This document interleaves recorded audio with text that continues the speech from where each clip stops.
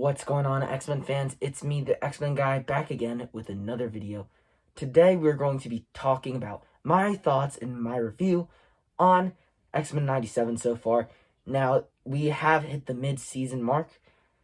So, I'm going to be, saying my thoughts on the overall show and each episode. So let's just get right into it. This is one of, if not the best piece of X medium put to screen.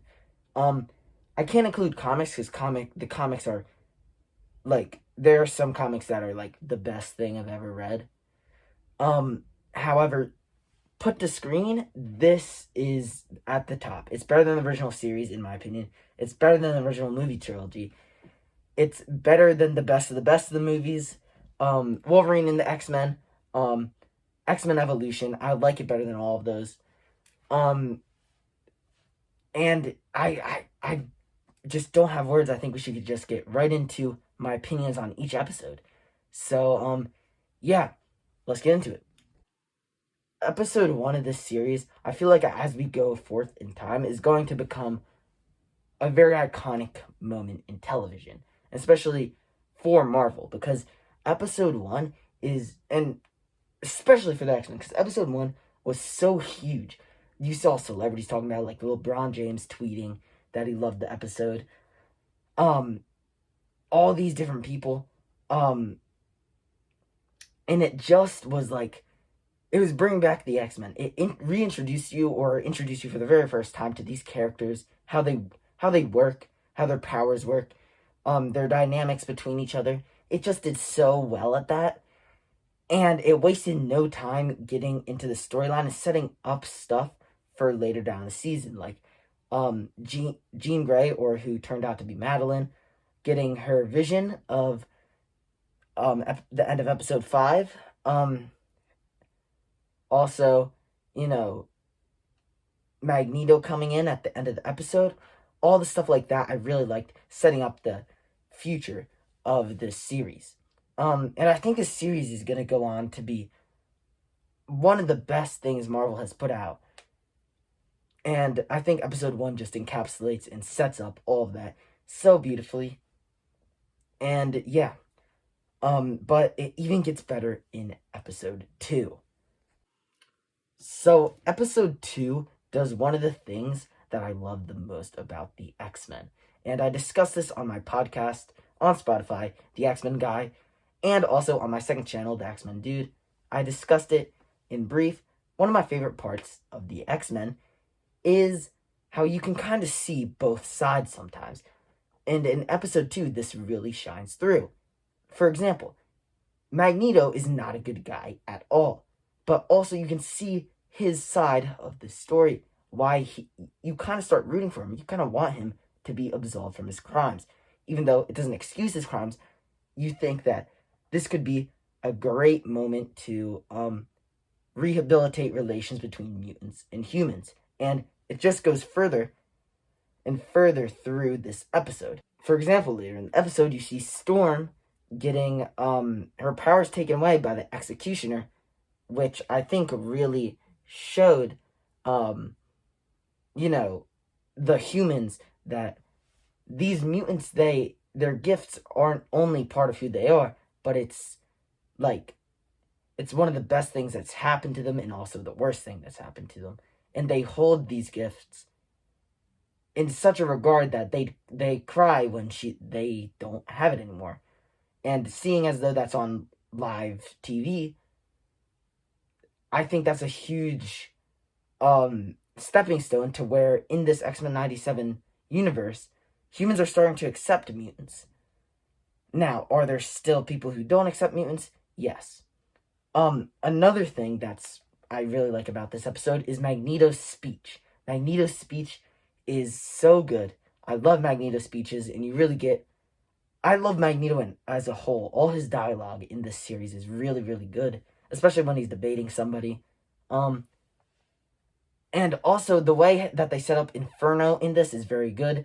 I like how Wolverine drives Jean to the hospital. I think it's really funny when when Jean is crying for help, and Wolverine, gets up, he's like, who is it? Is Apocalypse outside?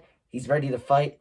and then she says the baby's coming, and he just doesn't know what to do. I think that was really funny. Um, Speaking of funny, the humor in this series, or at least the first little half of this series, episode 5, didn't really have room for that. But I think it's really funny, especially for X-Men fans. Um, but anyway, how they set up Inferno with Madeline and everything, I think that's really good. But speaking of Inferno, let's get on to our next episode. Episode 3, when I think of episode 3, the first thing that comes to mind, well, there's two things. One, the horror element. The horror element is so good. I think it really shows the diversity in the writing style that the writers of X-Men 97 have, which also, Marvel, um, please, please listen to the fans. I've seen a lot of people saying that Marvel should hire the X-Men 97 writers to do the X-Men movie. Definitely do that. I mean, I think X-Men 97 would be a little fast-paced for the type of writing that a movie would need. However, seeing this episode, how diverse the writing is in this, and compared to a different one, I think they could do it. I think they could do a movie. So definitely hire these writers. Also, the other thing that comes to my mind when I think of this episode is the beautiful animation, especially with Madeline's transformation and her powers as a whole. I think it's great. I just think the animation is so beautiful throughout this series, but especially in episode 3, I think it really shines through. And also, Scott and also Jean having to leave their baby to Bishop to bring back into the future, or into the future, not Back to the Future, which is a great movie.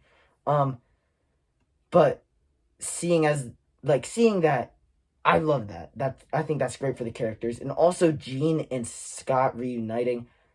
That's really interesting, and it gets even more interesting in episode 5. And oh, speaking of episode 5, I have not talked about Rogue, Rogue, Magneto, and Gambit. I think that's great. I love that soap opera-esque stuff in the X-Men, because that's really what X-Men is, a soap opera. But I think it's really good. It's really entertaining. Again, if you have not watched the show and you're still watching the video, spoiler alert, click off the video, go watch the show. It's the best. But it even gets better in episode 5. Before we talk about episode 5, we have to talk about episode 4. Episode 4 is by far the weakest in the series. It felt like a filler episode, and I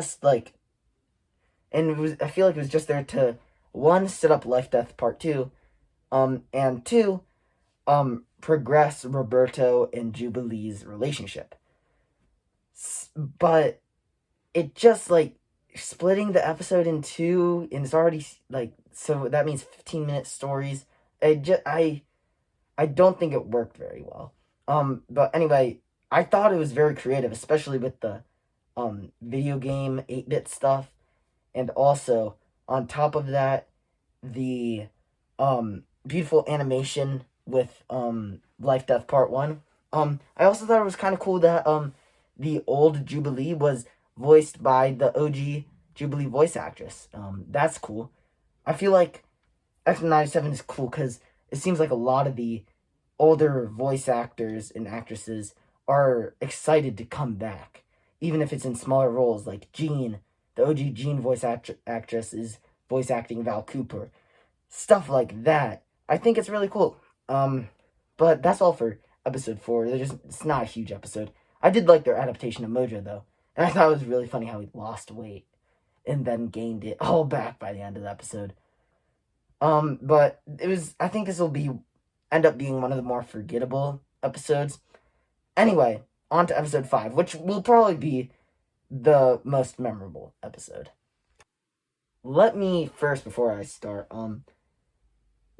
talking about this episode, tell you that I know nothing about Game of Thrones. All I know is that show's really good. Last season's really bad.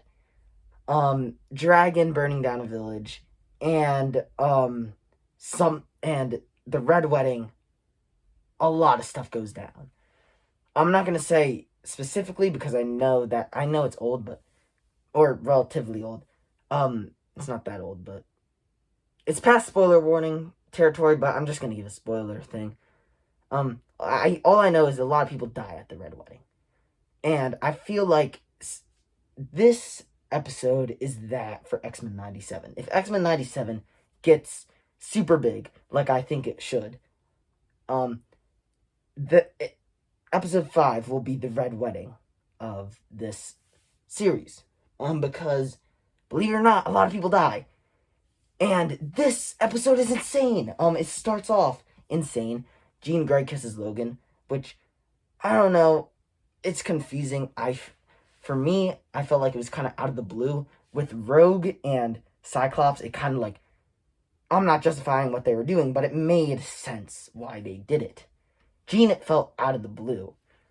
I mean, like, I know there was always tension between her and Wolverine, but